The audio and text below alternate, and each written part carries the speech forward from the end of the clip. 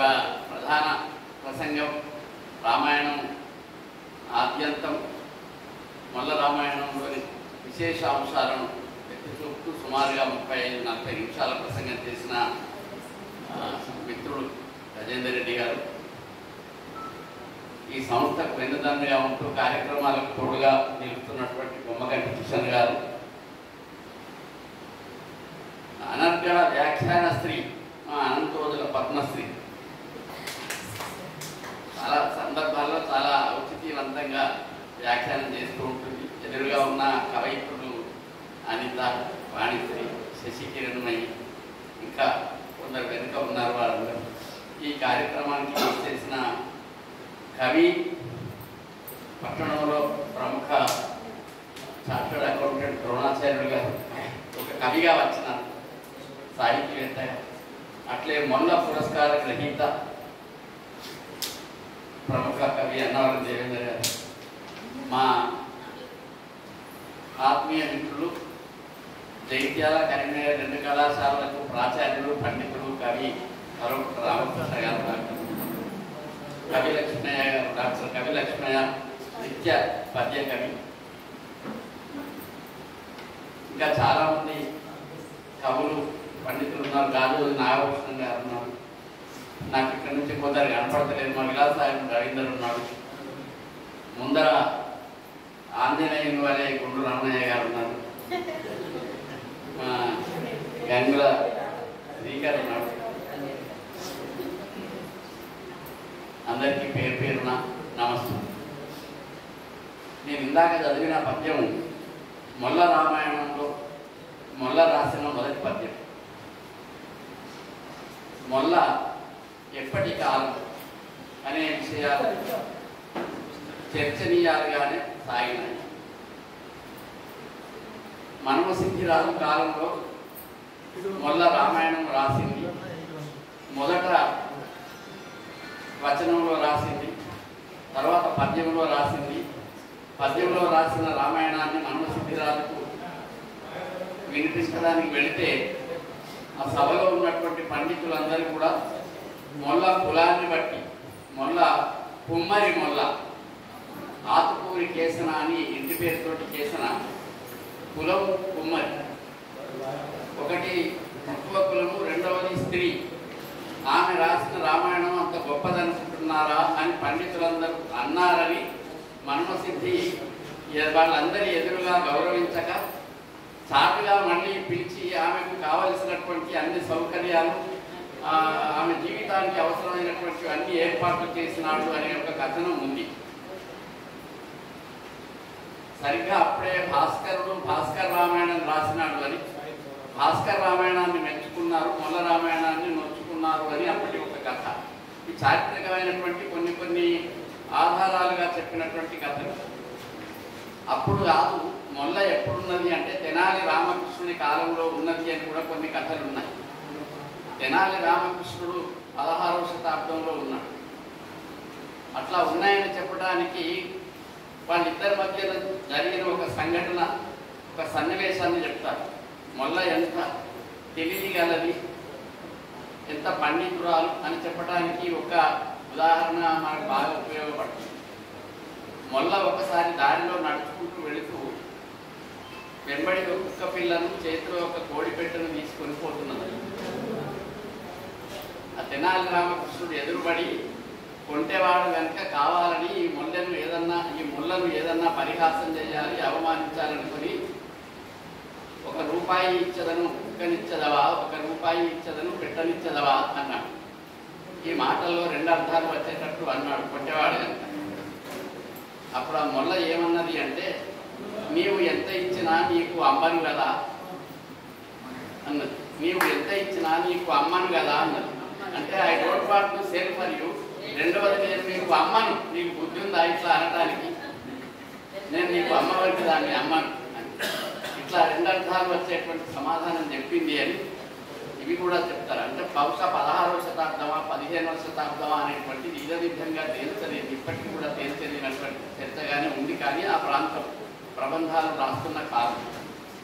అప్పుడు ఈ మొల్ల రామాయణం రాసింది. గజేంద్ర రెడ్డి గారు చెప్పినారు.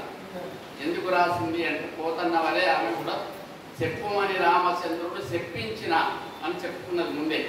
రాముడే నాకు కనిపించి నీవు నా కథ చెప్పు అని అన్నాడు. అనడమే కాదు నాతో చెప్పించుకున్నాడు అని చాలా వినయాన్ని చాటుకున్నది తాను. అందుకే నేను రామాయణం రాస్తాను. ఇంకో ఉదాహరణ కూడా చెప్పింది అందులో. ఏమిటంటే ఎవరన్నా ఒక చిలుకను పెంచుకొని ఆ చిలుకకు రామరామ అనిపించడం నేర్పించిన వాళ్ళకు చిలుకకు ఇద్దరికీ మోక్షం కలుగుతుంది. అట్లాంటిది నేను రామాయణం రాస్తే నాకు విన్న వాళ్ళకు మోక్షం దొరుకుతుంది కదా అని రాస్తున్నా అని చెప్పింది. ఆ పద్యం నా దగ్గర లేదు. నేను అనుకున్నా గజేంద్ర రెడ్డి గారి దగ్గర పుస్తకం ఉంటుంది, అప్పుడు చెప్పచ్చులే అనుకున్నా. నేను చేయలేదు, ఆయన దగ్గర లేదు. నాకు తెలిసిన విషయం, జ్ఞాపకం ఉన్న విషయాలు చెప్తున్నాను. అట్లా మొల్ల రామాయణం రాసింది. రామాయణం వాల్మీకంలో వేల శ్లోకాలతో ఉన్నది. రాసిన కల్పవృక్షము దాదాపు 13,000 పద్యాలు ఉన్నాయి. కానీ మొల్ల రామాయణం ఎంత ఉన్నది అంటే 6 కాండలు కలిపి 869 పద్యాలు గద్యాలు కలిసి కేవలం 869. అందువల్ల మొల్ల రామాయణానికి ఒక సౌలభ్యం ఏమిటి అంటే ఎవరైనా తొందరగా చదువుకోవచ్చు. మనం కల్పవృక్షం చదువుకోవాలనుకుంటే మేము ఇంటర్నెట్లో 2.5 సంవత్సరాలు పట్టింది. తిరుపురం వాడిసి రోజు విన్నది మా గాజుల రవీందర్ దాన్ని ఏర్పాటు చేసినారు. గాజుల రవీంద్ర రామాయణం ఇప్పుడు ఉత్తర రామాయణం కూడా చెప్పిస్తున్నాడు నాకు. అంత సుదీర్ఘమైన రామాయణ కావ్యాన్ని ఆమె ఎంత సంక్షిప్తం చేసింది. కేవలం 869 పద్యాల్లో 6 కాండాల కథను రాసింది. అయితే 6 కాండాల కథను సంక్షిప్తం చేసి కొన్ని అనవసరమైన విషయాలను పరిహరించి కొన్ని విషయాలను తగ్గించి రాసినప్పటికీ ముఖ్యమైనటువంటి విషయాలు, పాత్రల స్వభావాలు చెదరనివి, కథకు ఏమీ భంగం కానివి, అంత గొప్ప రామాయణ కథకు ఎక్కడ ఏమీ భంగం కానటువంటి విధంగా రాసింది. అట్లా సంక్షిప్తం చేయటమే మనం ఇప్పటికి మాటల్లో చెప్పాలంటే ఎడిట్ చేయటం. ఎవరన్నా ఇప్పుడు మీకు 1000 పేజీల ఒక పుస్తకాన్ని ఇచ్చి దాన్ని 200 పేజీలకు 100 పేజీలకు కుదించమంటే ఎంత కష్టం ఉంటుందో అప్పుడు తెలుస్తుంది. అట్లాంటిది కొన్ని వేల పద్యాల్లో ఉన్నటువంటి ఇతిహాసం రామాయణం. అది 869 పద్యాలు రాసింది. అందులో అన్నిటికన్నా ఎక్కువగా 350 పద్యాలు ఒక యుద్ధకాండంలోనే ఉన్నాయి. మిగిలిన 500 పద్యాల్లో 5 కాండాలు రాసింది. అట్లా చాలా సందర్భోచితంగా యుద్ధకాండం అంత బాగా ఎందుకు రాసింది? యుద్ధం అంటే ఇష్టమా అంటే కాదు. అసలు మేము కూడా రామాయణం చెప్పుకుంటున్నప్పుడు అనుకున్నాం సుందరకాండం అయిపోయినాక రామాయణం అయిపోయినట్టే. ఏమున్నది, యుద్ధం చేస్తారు, రాముడు కొడతారు, రావణుడు వస్తారు, అంతే కదా. కాదు, ఆ యుద్ధం చూస్తూ ఉంటే ఎంత అద్భుతంగా ఉంది అంటే అసలు రామరావణ యుద్ధం అనే దాన్ని దేనితోనో పోల్చుదామా అని చూస్తే దానికి పండితులు మాట చెప్పినారు. రామరావణ యుద్ధం, రామరావణ యుద్ధము జోరివాని అంటే దాన్నే పోల్చాలి తప్ప దానితో పోల్చడానికి ఇంకొకటి లేదు. అంత గొప్ప యుద్ధం అది. అట్లాంటి యుద్ధాన్ని వర్ణించాలి కనుక మొల్ల 350 పద్యాలు రాసింది. అంటే ఇక్కడ ఏం తెలుస్తుందంటే కవయిత్రికి వర్ణనం చేసేటువంటి గొప్ప కవిత్వ సంపద ఉంది.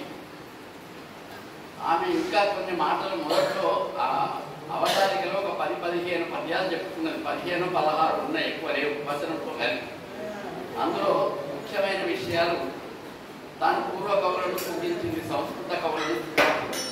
తెలుగు కవులలో నన్నయ, తిక్కన, ఎర్రన, సోమన, భాస్కరుడు, శ్రీనాథ్ వీళ్ళనే. ఆ తర్వాత ఇంకెవరి కవులను రాయలేదు.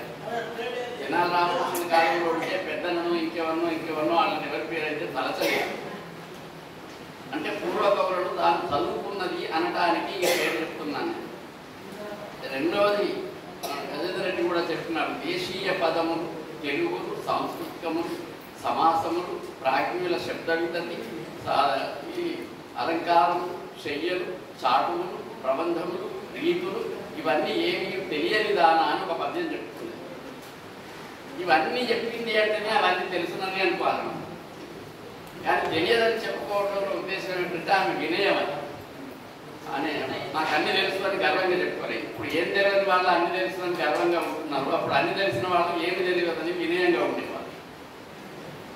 తర్వాత భాష గురించి ఒకటి 2 మాటలు చెప్పారు. కవిత్వాన్ని గురించి, భాషను గురించి 2 మాటలు చెప్పారు. కవిత్వం ఎట్లా ఉండాలి అని తన అభిప్రాయం. అది కూడా మా గజేంద్ర రెడ్డి గారు చెప్పినారు. తేనె శోక నోరు తీయనయగు రీతి తోడ అర్థమెల్ల తోచకున్నా.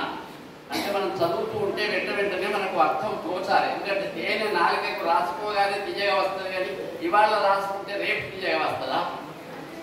కాదు, ఇప్పుడే తీయగా వస్తుంది. అట్లే చదువుతున్నప్పుడే మనకు అర్థం కావాలి. అట్లా ఒకవేళ కాకపోతే కూడా పదములను కూర్చిన కవిత్వము మూగ చెవిటి వాని ముచ్చటగును అని. అర్థం కాని పదాలతో కవిత్వం రాస్తే మూగవాడు చెవిటివాడు ముచ్చటాడుకోవడం ఎటువంటిదో ఆ పుస్తకం చదువుకునేవాడు అటువంటి అనుభూతిని పొందుతాడు. ఏమీ అర్థం కాదు అని. అంటే తన ఉద్దేశం ఏమిటంటే చదివింది వెంటనే అర్థం కావాలి. మొల్ల రామాయణంలో ఒకటి సంక్షిప్తత, రెండవది సరళత, మూడవది ఉదాత్తత. సరళత ఉంది కానీ ఆమె ఎక్కడ దాని ప్రామాణికతను పడిపోనివ్వలేదు. అంటే పూర్తిగా అది తీరిపోయిన కవిత్వం, పల్చని కవిత్వం కాదు. ఆ రాసిన కవిత్వం కూడా పటువుగా దిటవుగా ఉన్నటువంటి కవిత్వం. ఆమెకు భాషలు, పదాలు, అర్థాలు, అలంకారాలు ఇవన్నీ తెలుసు. అనడానికి ఇంతకుముందు మేము చెప్పిన ఒక సంభాషణ ఉంది. నగర వర్ణన ఉంటుంది. ప్రబంధాల్లో, కావ్యాలలో అయోధ్య నగర వర్ణన చేసింది.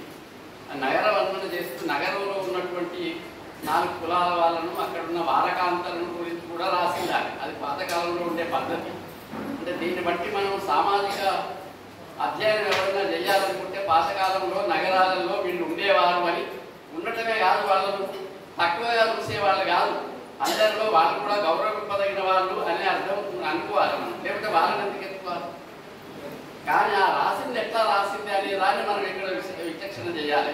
వేరే కవులు రాసినప్పుడు వారకాంతల గురించి రాస్తే వాళ్ళ రూపురేఖలను వర్ణించి రాసినారు. మొల్ల రాసినప్పుడు వారకాంతల గురించి రాస్తే వాళ్ళు మాట్లాడే విధానాలు, వాళ్ళ నైపుణ్యాలను గురించి మాత్రమే రాసినారు. ఇది స్త్రీగా తాను తీసుకున్నటువంటి చాలా ఔచిత్యవంతమైనటువంటి పద్ధతి. అట్లే నగరంలో ఉన్న రాజులు ఎట్లా ఉన్నారు అని రాసింది. చాలా శ్లేషలు, పదప్రయోగాలు ఇవన్నీ తెలిసిన కవయిత్రి. తర్వాత లలితంగా కూడా రాస్తుంది. రాజులు కాంతియందు రతిరాజులు రూపమునందు వాహిని రాజులు దానములందు మృగరాజులు విక్రమ కేళియందు ఘోరాజులు భోగమందు దినరాజులు సంతత తేజమందు రారాజులు మానమందు నగరమున గల్గిన రాజకుమారులెల్లరు. అన్ని రాజులు అనే మాటతోటే రాసింది. కానీ ఆ రాజులు అనే మాట ముందు పెట్టిన విశేషణాలతోటి ఎటువంటి వాళ్ళు అనే ఒక గొప్ప ప్రయోగం చేసింది. పద్యం చాలా అద్భుతమైన పద్యం. గొప్ప కవులు ఎటువంటి పద్యాలు రాసినారో మొల్ల కూడా అట్లాంటి పద్యాలు చాలా రాసింది. అందుకనే మొల్ల కవిత్వానికి అంత ఉదాత్తత కానీ, అంత ఉన్నతి కానీ, అంత ప్రఖ్యాతి కానీ, పండితుల చేత ఆదరణ కానీ దొరికింది. రాజులు కాంతియందు రతిరాజులు రూపమునందు వాహిని రాజులు ధనమునందు. కాంతిలో చంద్రుడు, రూపంలో మన్మధుడు, దానంలో సముద్రుడు, మృగరాజులు విక్రమ కేళియందు, పరాక్రమంలో సింహాల వంటి వాళ్ళు, ఘోరాజులు భోగమందు, భోగాలలో వృషభముల వంటి వాళ్ళు, కోడల వంటి వాళ్ళు. ఘోరాజులు అని అన్నారు, కోడల వంటి వాళ్ళు అని అన్నారు.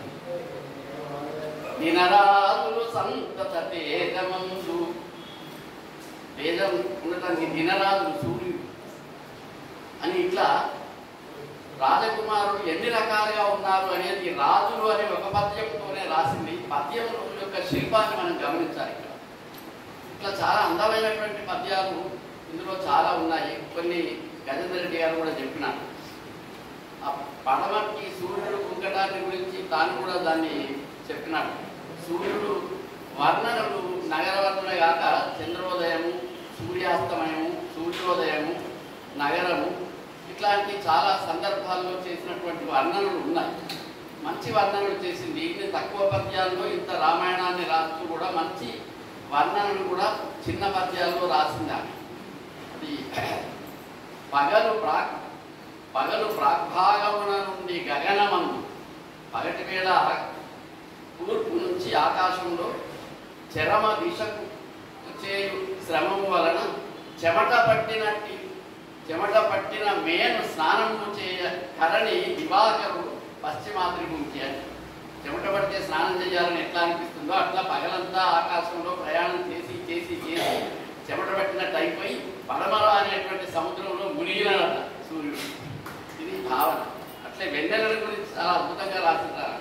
నారదులైరి సన్ముదులు నాకమహీజములయ్య భూజములు సరదలైరి భామినులు శంకరు కొండలు నయ్య గోత్రములు. వెన్నెల ఎంత బాగా ఉంటుంది అని రాసింది. ఇట్లా వెన్నెల గురించి రాసిన పద్యాలు ఇవన్నీ ఇట్లా ఉండి కథలో కొన్ని మన సుడివరి రామపాదములు అనే ఒక పద్యాన్ని గజధరెడ్డి గారు చెప్తున్నారు. గుహుడు పాదాలు నావలో పడవలో రాముడిని ఎక్కించుకునేటప్పుడు ఒక అనుమానంతో రాముని పాదధూళి సోకితే రాయి ఏర్పడ ఒక కాంత అయ్యేనట అని, మళ్ళీ అదే ధూళి సోకితే నా పడవ ఏమవుతుందో అని అనుమానం చేత నేను నీ కాళ్ళు కడుగుతాను అన్నాడు. అసలు గుహుని మనసులో ఏముంది అంటే రాముని కాళ్ళు కడగాలని ఉంది. ఊరికే కడుగుతా అంటే వద్దంటాడో ఏమో అని ఇది ఒక సాకుగా ఆయన అన్నాడు. ఇట్లా అన్నాడని ఇంతకు ముందున్న వాల్మీకి రామాయణంలో ఇది లేదు. వాల్మీకి రామాయణంలో ఇది లేదు. ఆధ్యాత్మిక రామాయణంలో ఉన్నది అని అన్నారు. కానీ నేను దానికోసం ప్రయత్నం చేసి ఆ శ్లోకాలు ఆ సన్నివేశంలోని శ్లోకాలన్నీ వెతికినా అందులో కూడా నాకు కనిపించలేదు. అది తన సొంత భావనే కావచ్చు, లేదా ఎక్కడన్నా ఏదన్నా రామాయణంలో చదివిందో తెలియదు. కానీ ఏమి చదవనిది కాదు, చాలా విషయాలు చదివినటువంటిది. వల్ల ఆ శ్రీకంఠ మల్లేశ చేత అనే కాక ఒక గురువు పేరు చెప్పింది. అందులో ఒక గురువు పేరు చెప్పింది. ఆ గురువు దగ్గర నేను నేర్చుకున్నాను అని గురువు పేరు కూడా చెప్పుకుంటుంది. పండితురాలు తన పాండిత్యం సంపాదించింది. అట్లాంటి ఈ మొల్ల కథలో రామపాదములు సోకిన అనేటువంటిది చాలా అసలు మొల్ల రామాయణం అనగానే ఈ పద్యం రానటువంటి వాళ్ళు ఎవరన్నా తెలుగు పండితులు ఎవరు ఉండకూడదు. ఈ పద్యం తెలియని వాళ్ళు కానీ రాని వాళ్ళు కానీ ఎవరు ఉండకూడదు. మొల్ల రామాయణం అనగానే గవాళ్ళ సుడివరి రామపాదములు అనే పద్యమే రావాలి. అది రాకపోతే మొల్ల రామాయణం చదివిన వాళ్ళు కాదు. అంత ప్రసిద్ధి చెందిన పద్యం అది. అట్లా అహల్య ఎట్లా రాయి అయిందనే దగ్గర కూడా ఒక చిన్న కంద పద్యమే రాసింది, కానీ చాలా అందమైన పద్యం రాసింది. ఆమె బంగారు ముద్ద తీగ సాగితే ఎట్లా ఉంటుందో అట్లా ఈయన ఒక కంద పద్యం రాసింది. మెరపై ఏదో సన్నని దూది సుబుది అయి అని ఒక పాది అయి అని ఒక పద్యం రాసింది. నాకు అది జ్ఞాపకం లేదు, కానీ ఆ అందమైనటువంటి కల్పన చేసింది అక్కడ. ఆమె ఎట్లా రాయి స్త్రీగా మారింది అనేటువంటి కల్పన. చిన్న కంద పద్యమే. చిన్న చిన్న పద్యాలు చాలా గొప్ప అర్థాలు చెప్పిన కవయిత్రి మొల్ల. తర్వాత చిన్న మాటల్లో గొప్ప అర్థాలు చెప్పిన కవయిత్రి కూడా మొల్ల. ఇందాక మీకు నగరవాదంలో రాకుమారుని గురించి చెప్పిన, ఇంకా అక్కడ ఒక చిన్న పద్యం రాసింది. శ్లేషలు పదాలకు రెండు అర్థాలు ఎట్లా వాడతారు అనే శ్లేషలు ఆమెకు బాగా తెలుసు అనడానికి ఈ ఉదాహరణ చెప్తారు. నాకు కూడా ఛాయ ఇయ్యవయ్యా, నేను ఎప్పుడు ప్రసంగం చేసినప్పుడు ఛాయ వస్తుంది నా ప్రసంగం. నేనేమో ఛాయ ప్రియుడి.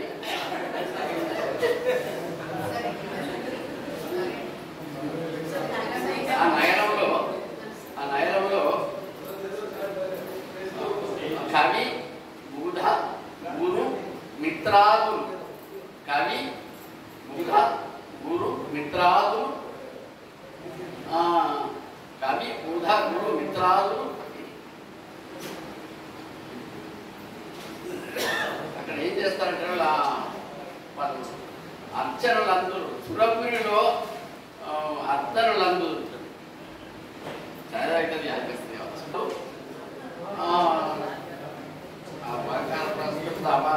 అవి ఏం చేస్తారంటే వాళ్ళు గౌరవమును పొందుతురు. సురపురిలో గౌరవాన్ని పొందుతూ ఉంటారు అన్నది. సురపురి అంటే అమరలోక దేవలోకము. కవి బుధుడు గురువు మిత్రాదులు అంటే కవి అంటే శుక్రాచార్యుడు, బుధుడు అంటే బుధగ్రహము, గురువు అంటే బృహస్పతి, మిత్ర ఆదులు అంటే సూర్యుడు మొదలైనటువంటి వాళ్ళు అక్కడ సరి అయినటువంటి విధంగా అమరలోకంలో పూజలు అందుతూ ఉంటారు. సరిగ్గా ఈ కందపద్యంలో 2 పాదాలు, తర్వాత 2 పాదాలు కూడా అదే రాసి ఒకటే పదం మార్చింది. కవి బుధ గురు మిత్రాదులు అని ఇక్కడ కూడా పొందుదురు. ఆ పురమున అని అన్నది. అక్కడ సురపురి అన్నది, ఇక్కడ ఈ పురమున అన్నది.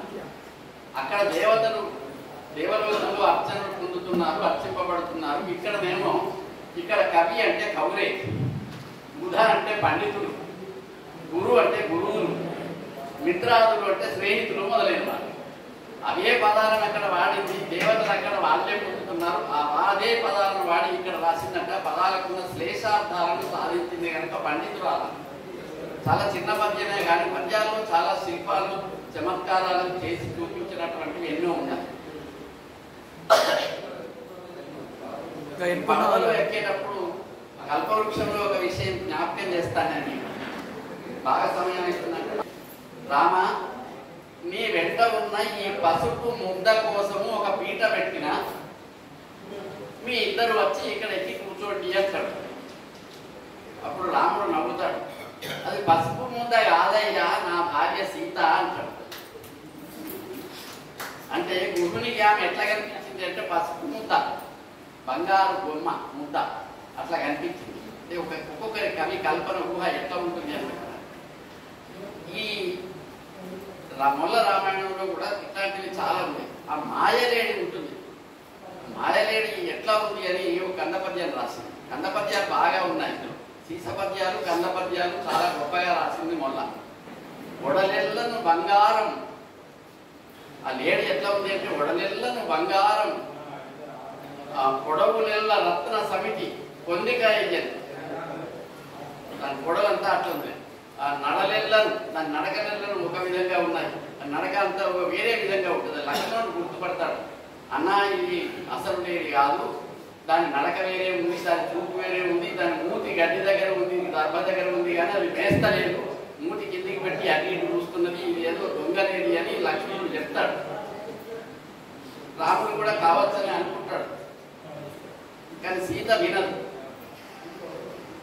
ఆడవాళ్ళు కొన్ని పట్టుపడితే వాళ్ళు వదలరు, అది ఎంత మంచిది కాదన్నా వాళ్ళు వినరు. ఇవి మనందరికీ అనుభవాలే. రాముడికి కూడా అదే అనుభవం అయింది, వినలేదు. ఎందరు చెప్పినా వినలేదు. నాకు అది కాదు. అసలు పెళ్ళైన దగ్గర నుంచి నేను ఎన్నడన్నా ఏమన్నా కోరినా, నేను కోరక కోరక అడవిలో ఇవాళ ఒక్క కోరిక కోరిన, ఎన్నడన్నా నేను నగర కోరినా, తీటలు కోరినా, ఏం తెమ్మన్నా నేను ఏం అడగలేదు. ఒక్క లేడిని తెమ్మని అడిగినందుకు నువ్వు ఇన్ని మాటలు చెప్తావా నాకు అంటే? పాపం ఏ భర్త అయినా ఏం చేయాలి? ఆఫ్టర్ ఆల్ డూప్లికేట్ నగదేమన్నా ఒరిజినల్ది కాదు కదా. అంటే ఏ భర్త అయినా ఏం చేస్తాడు? పాపం రాముడు కూడా పోయి కొడలెల్లను బంగారము, కొడలెల్లను రత్న పేటి వలె వెలుగును, నడలెల్లను మెరిగలుగను అని అందమైన పద్యం రాసింది అక్కడ ఈ మొల్ల. అంటే అది చూస్తే మనకు అది వర్ణిస్తే కూడా ఓహో ఇంత బాగుంటుందా అని. దానికి పెద్ద పద్యం రాయాల్సిన అవసరం లేదు, అంత చిన్న పద్యంలోనే అంత గొప్ప అర్థాన్ని రాసింది.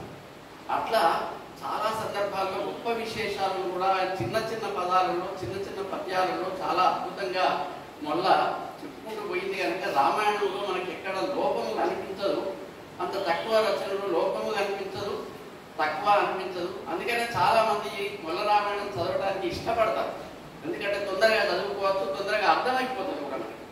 అయితే పండితులు దాన్ని చదివితే ఇంకా బాగా రుచికరంగా ఉంటుంది. ఇవన్నీ తెలుస్తూ ఉంటాయి. ఓహో ఇందులో రెండు అర్థాలు ఉన్నాయి, ఇందులో ఈ చమత్కారం ఉంది అని తెలిస్తే ఇంకా సంతోషిస్తారు. అట్లాంటివి చాలా ఉన్నాయి. హనుమంతుడు వెళ్ళిన తర్వాత చెట్టు మీద నుంచి సీతను చూసిన తర్వాత, సీత అని అనుకున్న తర్వాత, ఇప్పుడు సీత దగ్గరికి గబాల్లో దూకి మాట్లాడితే ఈ కోటి రాక్షసుడే అని అనుకుంటుంది నమ్మదు. హనుమంతుడు ఎంత బలవంతుడో అంత బుద్ధిమంతుడు. చాలా మందికి బలం ఉన్న వాళ్ళకు బుద్ధి తక్కువ ఉంటుంది, బుద్ధి ఉన్న వాళ్ళు బలహీనులుగా ఉంటారు. నా వల్ల అనుకుంటారు, నాకు బుద్ధి ఉన్నదని కాదు కానీ బలహీనులుగా ఉంటారు వాళ్ళు. కానీ హనుమంతుడు ఎంత బలవంతుడో అంత బుద్ధిమంతుడు. అందుకని బాగా ఆలోచించినాడు, ఈ గబాలను ఎడబడితే నన్ను రాక్షసులు అవతారం అనుకుంటుంది, అందుకని కనబడకూడదు, ముందు ఏదన్నా ఇష్టమైంది చేయాలని రామకథను సన్నని గొంతుతో పాడతాడు. అది ఏ భాషలో పాడాలని కూడా ఆలోచిస్తాడు. సంస్కృతంలో పాడితే రాక్షసులకు కూడా సంస్కృతం వచ్చు, అందుకని మళ్ళీ రాక్షసులు పాడిందని అనుకుంటుంది, అందుకని సంస్కృతంలో పాడాలి. అయోధ్యలో నగరంలో కాదు, అయోధ్య నగరం వెలుపల మా దేవేంద్ర వినాలి, ఇట్లాంటివన్నీ బాగా ఉంటాయి. అయోధ్య నగరం వెలుపల ప్రజలు ఏం మాట్లాడుకుంటారు, ఏ భాషలో మాట్లాడుకుంటారు, మిథిలా నగరం నగరానికి వెలుపల ఉండే జనం అంతా ఏం మాట్లాడుకుంటారు, ఏ భాషలో మాట్లాడతారు, ఆ యాసలో మాట్లాడితే సీతకు ఆత్మీయంగా ఉంటుందని ఆ భాషలో ఆయాసలో రామకథ పాడుతుంది.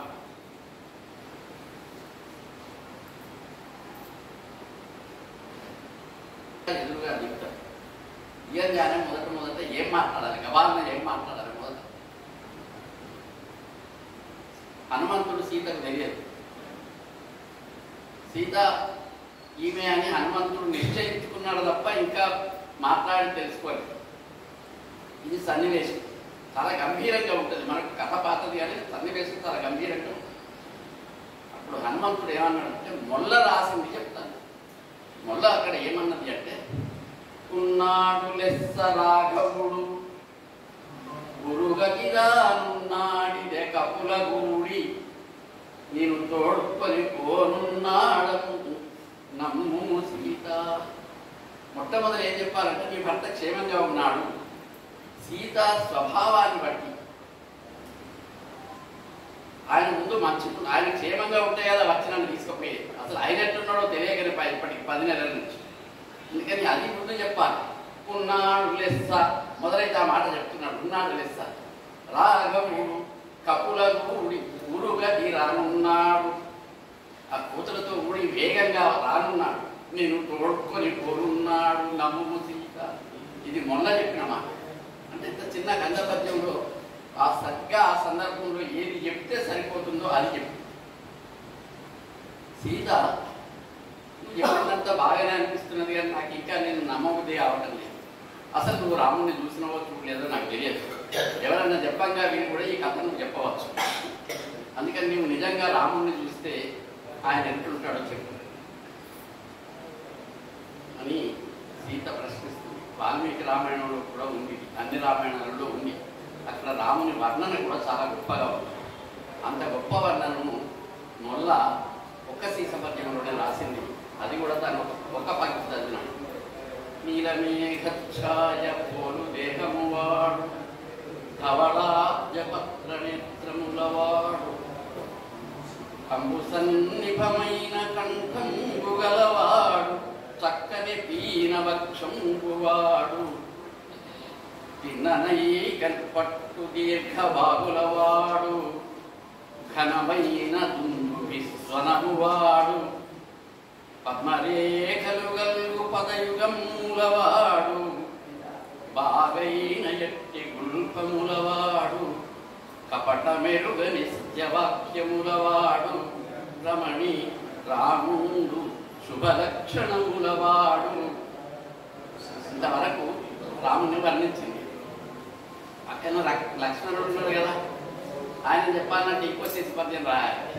కానీ మొల్లకు ఉన్న శిల్పం ఏమిటంటే అవి ఏమి చెప్పకుండా ఒక్క మాటలోనే లక్ష్మణుని చెప్తుంది. ఇక్కడ రమణి రాముడు శుభ లక్షణములవాడు ఇన్ని గుణముల రూపింపనెసగువాడు వరుస సౌమిత్రి బంగారు వనకాడు. అమ్మా రాముడు ఇన్ని విధాలుగా ఉన్నాడు. ఇన్ని గుణములు కూడా లెక్కించడానికి తగినవాడు. వరుస తమ్ముడు ఉన్నాడు, సౌమిత్రి ఉన్నాడు, లక్ష్మణుడు ఉన్నాడు. అన్ని గుణాలు ఉన్నాయనకు ఒక్కటే భేదం ఏంటంటే బంగారు వనకాడు. ఆయన నీలమేఘ ఛాయ, ఈయన బంగారు అన్న తప్ప ఇద్దరిలో తేడా లేదు. ఇది ఒక్క మాటతోనే లక్ష్మణుని గురించి కూడా చెప్పింది. ఇది మొల్ల రచనలో ఉన్నటువంటి శిల్పం. ఎంత ఎంత గొప్ప శిల్పం ఇది. లేకపోతే ఇంకొక పద్యం రాయాలి, లక్ష్మణుడు ఇట్టున్నాడు అంటున్నాడు. అట్లా రాయకుండా రాస్తుంది. తర్వాత మగవాళ్ళ సౌందర్యాన్ని గురించి రాసిన సందర్భాలు చాలా తక్కువ. పోతన్న భాగవతంలో కృష్ణుడి గురించి రాసినాడు. ఏదో అల్లసారి పెద్దన వరుది నోట ప్రవరుడి గురించి కొన్ని అనిపించింది. దమయంతి నరుడి గురించి అన్న పద్యాలు కొన్ని అక్కడ ఒకటో రెండో కనపడతాయి. చేమకూర వెంకట కవి సుభద్ర అర్జునుడి గురించి వర్ణించిన పద్యాలు ఉన్నాయి. సరిగ్గా అర్జునుడి వర్ణించిన సీత పద్యం ఎట్లుంటుందో ఇది కూడా అట్లే ఉంటుంది. ఆ పద్యం కూడా దాదాపుగా ఇట్లనే ఉంటుంది. కోదండ గుణ గినాంకితములైన ముంజేపురమరువాడు అని ఆ అర్జునుడి గురించి చేసిన వర్ణన ఉంటుంది. అట్లాంటి ఒక నిర్మాణం. అయితే చేమకూర వెంకటి తర్వాత కానీ మొల్ల తర్వాత వాడు. అందుకని మొల్ల పద్యాన్ని ఈయన అనుసరించినాడు అనుకోవాలి, ఈయన పద్యాన్ని ఆయన అనుసరించాడు. ఆమె రాసిన పద్యాల నిర్మాణ శిల్పాలను తర్వాతి కవులు అనుసరించినటువంటివి కూడా కనపడతాయి మనకి. ఇట్లా కొన్ని కొన్ని అంత అందమైనటువంటి పద్యాలు రాసింది. అక్కడ రాముని వర్ణన రాసింది. ఇక్కడ ఉన్నాడు లేదా రాఘవుడు అని రాసింది. అరణ్యకాండలో కబంధుడు, అసలు కబంధుడు రాక్షసుడే కానీ రాముడు వాడిని చంపిన తర్వాత, వాడిని తగలబెట్టిన తర్వాత వాడి రూపం పోయి వాడు గంధర్వుడై వాడి పూర్వకథ చెప్పుకొని రాముడిని స్తుతి చేసి, నాకు ఉపకారం చేసినావు, నాకు శాప విమోచనం చేసినావు కాబట్టి నీకు ఒక మేలు చేస్తాను అని, నువ్వు ఇటు నుంచి కొంత ఇటువైపు వెళితే అక్కడ పంపా నది ఉంటుంది, ఆ పక్కన నది పక్కన ఒక వనం ఉంటుంది, ఆ వనంలో శబరి ఉంటుంది, ఆమెను కలువు. అక్కడి నుంచి కొంచెం ముందుకు వెళితే ఋష్యముఖ పర్వతం ఉంటుంది, అక్కడ సుగ్రీవుడు ఉంటాడు, వాళ్ళ వల్ల నీకు లాభం కలుగుతుంది అని ఇదంతా చెప్తాడు. ఆ కబంధుడు చెప్తాడు. కానీ మొల్ల ఏం చేసిందంటే అసలు కబంధుని ఘట్టమే లేదు అందులో. అరణ్యకాండ ఒక 50 పద్యాలు 56 పద్యాలు అరణ్యకాండం అంతా అయిపోయింది. విశ్వనాథ సత్యనారాయణ గారు అరణ్యకాండం 2000 పద్యాలు రాశారు. ప్రతి కాండం 2000 పద్యాలు రాశారు. మొత్తం 12,000 పేజీలకు పద్యాలు ఉన్నాయి. ఈమె ఒక 50 పద్యాలు 55 పద్యాలలో అరణ్యకాండం అయిపోయింది. అందుకని అందులో ఈ కబంధవద విరాధవద ఇవి లేవు. శివరి గురించి 2 పద్యాలు రాసింది. 2 పద్యాల్లో ఒక పద్యం చాలా గొప్ప పద్యం రాసింది. అందుకనే ఆ కథలో ఏది బిగు అయినటువంటిది, ఏది ప్రాణం అయినటువంటిది, ఏది గుండె అయినటువంటిది దాన్ని వదిలిపెట్టలేదు తక్కువ పద్యాలు రాసినప్పటికీ. చని ఎదురుగా రాముడు కనెను మహోగ్ర శాప అసలి అగు కబరిన్ శబరిన్ అంటాడు.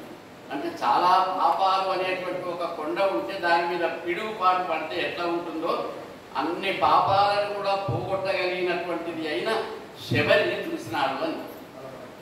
చిన్న పద్యమైన ఇందులో ఎంత మాట చెప్పినంటే శబరిని చూస్తే చాలు కొండల వంటి పాపాలు కూడా పిడుగుపాటు వల్ల ధ్వంసమైనట్టుగా అయిపోతాయి. శబరిని చూస్తే చాలు పాపాలు.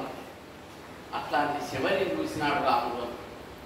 ఆ శబరి ఆ 2 పద్యాలు రాసినాడు అక్కడ. ఆమె ఇచ్చిన పన్ను తిని అని. అంటే ఇక్కడ ఉన్న సంక్షిప్తతలో ఎక్కడ ప్రధానమైనటువంటి విషయాలను ఆమె మర్చిపోకుండా లేదా ప్రధానమైన విషయాలు వదిలిపెట్టకుండా రాసింది. అట్లా కొన్ని వాల్మీకానికి ఉన్నట్టుగా రాసినవి కూడా కొన్ని ఉన్నాయి. నాకు నా దగ్గర ఆ టెక్స్ట్ ఈ టెక్స్ట్ లేదు. కానీ మీరు ఎవరైనా సుందరకాండం చదివిన వాళ్ళు ఉంటే, మా రామకృష్ణ చదివి ఉంటాడు చాలాసార్లు, ఇంకెవరన్నా ఉంటే చదివి ఉంటే, సుందరకాండలో ఒక ఘట్టం ఉంటుంది. సీతను చూసి హనుమంతుడు తిరిగి వచ్చిన తర్వాత జాంబవంతునికి రామునికి అందరికీ చెప్పిన తర్వాత మహా ఆనందంతో ఉంటారు. ఇప్పుడు ఏం చేయాలి అంటే యుద్ధానికి సన్నద్ధం కావాలి.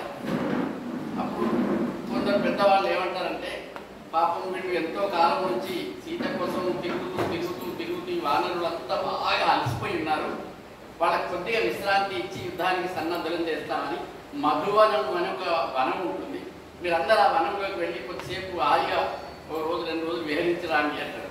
వాల్మీకి అక్కడ చాలా అద్భుతమైన శ్లోకాలు రాస్తున్నాడు. సుందరకాండం చదివే వాళ్ళకి అర్థం. అసలు చదువుతుంటే మనకు కోతులు ఎగురుతున్నాయి, దుంకుతున్నాయి, ఊగుతున్నాయి, పాడుతున్నాయి, కూదాల మీద ఒకటి పడుతున్నాయి, పండు కొరికి పాడేస్తున్నాయి, తీగలను తెప్పుతున్నాయి, కొమ్మలు విరిగిపడుతున్నాయి. ఇవన్నీ సంస్కృతం ఏమి రాని వాళ్ళకు కూడా చదివితే అర్థం. వాల్మీకి అంత బాగా రాసినాడు. సరిగ్గా అక్కడ ఏమి రాసినాడో అదంతా మొల్ల ఒక సీసపద్యంలో రాశాడు. నా దగ్గర టెక్స్ట్ లేదు ఇప్పుడు. కానీ కోతులు ఎట్లా చెట్ల మీద దూకుతున్నాయి, ఏం చేస్తున్నాయని అదంతా రాశాడు. నేను ఎందుకని చెప్తున్నా అంటే వాల్మీకాన్ని కూడా మొల్ల చదివింది, వాల్మీకి రామాయణాన్ని చదివింది బాగా.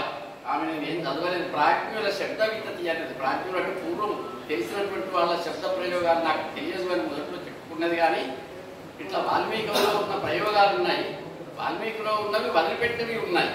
కానీ అందులో ఉన్నవి రాసింది అంటే ఆమె వాటన్నింటిని చదివింది అని అర్థం. అట్లా చాలా సందర్భాల్లో వాల్మీకిని ఆధ్యాత్మ రామాయణంలో ఉన్న విషయాలను వీటన్నింటినీ కూడా చాలా గొప్పగా చెప్పుకుంటూ వచ్చింది. ఇట్లా ఇంత చిన్న రామాయణం అయినా ఇందులో చెప్పడానికి ఇంకా చాలా సన్నివేశాలు, చాలా సందర్భాలు ఉన్నాయి. గజేందర్ రెడ్డి గారు కూడా చాలా పద్యాలు పోటు చేసినారు సినిమాలతోటి. ఇవాళ సినిమాలు దర్శకులు కూడా చూడలేరు. ఇవంటే కొన్ని వాల్మీకులు కూడా మనకు రామరావణ యుద్ధం చదివితే, విశ్వనాథ రామరావణ యుద్ధం చదివినా, వాల్మీకి రామరావణ యుద్ధం చదివినా, ఇంకొకటి కూడా రంగనాథుడు ద్విపదలో రామాయణం రాసినాడు. బహుశా ఆ కాలంలో వచ్చి ఉండొచ్చు అనేటువంటి ఒక అభిప్రాయం కూడా ఉంది. ఆయన ద్విపదలో రాసినాడు కాబట్టి ఈమె పద్య రూపంలో రాసింది అనే అభిప్రాయం కూడా ఉంది. అంటే ఇది పండితుల కోసం ఉపకరించే తెలుగు పండితులు ఎవరైనా ఉంటే వాళ్ళు ఇట్లాంటి విషయాలు చర్చించుకోవడానికి ఉపయోగపడేటువంటి అంశం ఇది. ఆ పద్య భాగంలో రాసిన ఈ 869 పద్యాలలో చాలా పద్యాలు ఇట్లా చెప్పుకోవటానికి చూపించడానికి ఉన్నాయి. శ్లేషార్థాలు, అర్ధాంతరన్యాస అలంకారాలు. ఇందాక గజేంద్ర రెడ్డి గారు చెప్పినట్టు సీత రావణుడితో మాట్లాడేటప్పుడు 2 పద్యాలు రాశారు. బహుశా 2 పద్యాలు ఉన్నాయి అక్కడ. మనకి వేరే వార్తల్లో సీత రావణుడితో చాలా పద్యాలు ఉంటాయి, కానీ ఇక్కడ 2 పద్యాలు అవి కూడా ఖండ పద్యాలే ఉన్నాయి. అవి కూడా ఏమంటుందంటే అర్ధాంతరన్యాసంలో ఉంటుంది. పరదాలను కోరిన వాడికి మరణమే హితమగు. పరుల భార్యను కోరిన వాడు ఎవరైనా ఉంటే వారికి మరణమే జరుగుతుందిరా అంటుంది, కానీ నిన్ను నీవు అని ఏం తిట్టదు. అంటే ఇది రావణుడికి తగులుతుంది. సమాజంలో ఉన్నటువంటి ఇట్లాంటి దుర్లక్షణాలు ఉన్న వాళ్ళందరికీ తగిలేటువంటి మాట. సీత ఇట్లా 2 విధాలుగా వచ్చే అర్ధాంతర న్యాసాలంకారం అంటే ఇట్లా అలంకారాలు ఆమె ఈ 2 పద్యాలు రాసింది. ఇట్లా అలంకారాలు ఉన్నాయి, శబ్ద ప్రయోగాలు ఉన్నాయి, తెలుగు పద ప్రయోగాలు ఉన్నాయి. అసలు తెలుగు కవిత్వం అనే దానికి ఒక పోలిక అని చెప్పినట్టుంది. అరచాటకు ఆంధ్ర వధువుటి చొక్కపును తనుగవ మార్చి చెప్పిన అది ఓ కవిత్వం అనిపించి నగించున్నట్టు కాకయున్నాను అని చాలా ప్రసిద్ధమైన పద్యం ఉంది. ఘనతర గుర్జరీపు చేయుగ క్రియ గుణముగాక ద్రావిడీ స్తనగతి కేటగాక అరచాటకు చొక్కపు అరచాటకు చొక్కపు తనుగవ మార్చి చెప్పిన అది ఓ కవిత్వం ఉంటుంది. మొల్ల కూడా ఈ పద్యం రాసింది. వలిపపు సన్న పయ్యద వలిపపు సన్న వయ్యద సన్న పయ్యదను వాసిగ గంధపు పూత తోడుగన్ కొలదిగా కనిపించుగది. గంధపూతతో పాటు సన్నపు పయ్యదలో నుంచి కొంచెం ఎట్లా కనపడుతుందో వక్షస్థలం అట్లా చెప్పినట్లయితే తెలుగున కొత్త టీవీ గల పద రీతులను పొలుపుగా చెప్పిన అది ఓ కవిత్వం అని మొల్ల కూడా మొదట్లో అన్నది. తెలుగు పదాలు ఉండాలి, దానికి టీవీ ఉండాలి, దాన్ని తోడు చేయాలి. తెలుగు పదాలు కదా అని తేలిక పదాలు కాదు, టీవీగా ఉండే పదాలు ఉండాలి అని. అది ఏది ముందు అవతారికలు చెప్పిందో అది మొత్తం రామాయణం అంతా కూడా తను పాటించింది. అట్లా పండితురాలు, ప్రాజ్ఞురాలు ఉదాత్తంగా రాసినటువంటి మొల్ల రామాయణం మీద నాకు చాలా సంతోషం. ఏంటంటే సునీత గారు ఫోన్ చేసి ఒకరోజు నేను మార్కెట్లో ఉన్నా, సార్ మేము రుద్రమ సాహితీ శ్రవంతి నుంచి మొల్ల రామాయణం మీద కార్యక్రమం పెడుతున్నాం, మీరు రావాలి అని. నాకు ఎంత సంతోషం అనిపించిందో. ఎందుకంటే ఒకటి రామాయణం మీద పెడుతున్నారు, ఇది వసంత రాత్రులు, రేపు శ్రీరామనవమి. రెండవది ఒక కావ్యం మీద పెడుతున్నారు. ఇప్పటి కవయిత్రులు ఏమైనా ఇప్పటి కవయిత్రులను ఇప్పటి కవుల గురించో కాకుండా ప్రాచీన కావ్యం మీద పెడుతున్నారు అని ఇంకొక సంతోషం అనిపించింది. అందులో రచయిత్రుల కవయిత్రుల సంఘం తరపున పెడుతున్నారు అనేది ఇంకొక సంతోషం అనిపించింది. ఇప్పుడు ఇన్ని సంతోషాలు ఉన్నప్పుడు మళ్ళీ అందులో నాకు బాగా ఇష్టమైన రామాయణం ఇది. ఇన్ని సంతోషాలు ఉన్నప్పుడు రాకుండా ఎట్లుంటానమ్మా, వస్తాను అని వెంటనే అన్నా. అసలు ఏం ఒక్క క్షణం కూడా ఆలోచించలేదు. మీరు రావాలి సార్ అంటే వస్తానమ్మా. ఏంటి అంటే మొల్ల రామాయణం ఇట్లాంటివో వస్తాను. తర్వాత ఆహ్వానం చూసిన తర్వాత కొంచెం చల్లబడ్డాను. ఎందుకంటే నాకు గజేంద్ర రెడ్డి గారు దాన్ని ఇలా ప్రధాన ప్రసంగం చేస్తున్నారంటే అమ్మ ఇప్పుడు నేను తిరిగేసే పని లేకుండా అయిపోయింది రామాయణం అని నేను కొంచెం చల్లబడ్డాను, కుదురబడ్డాను. అయినా సరే కవయిత్రులు, ఈ రచయితలు కవిత్వం రాస్తూ అసలు కవయిత్రులే కాదు కవులు కూడా ప్రాచీన వాంగ్మయాన్ని ఎంత వీలైతే అంత చదివితే మొల్ల రామాయణం ఎవరైనా చదవచ్చు. దానికి పెద్ద పండితులు అక్కర్లేదు. ఆమె అన్నది తేన సోక నోరు తీయన అగురించి అని. చదివి చూడండి ఒకసారి. అబద్ధం చెప్పిందా నిజం చెప్పిందా తెలుస్తుంది. 100 రూపాయలు పెడితే గణేష్ బుక్ స్టాల్లో దొరుకుతుంది మొల్ల రామాయణం. ఇప్పుడు కూడా దొరుకుతుంది అక్కడ. దానికి పెద్ద గ్రంథం కాదు, ఇంత చిన్న ఎంఎస్ఓ బుక్, ఎవరైనా చదవచ్చు.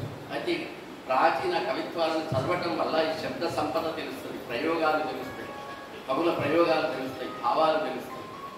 అట్లా ఇంకా తరిగొండ వెంకమాంబ వెంకటేశ్వర మహాత్మ్యం రాసింది, తాళపాక తిమ్మక్క రాసింది, ఇంకా కొంతమంది కవయిత్రులు రాసినవి ఉన్నాయి.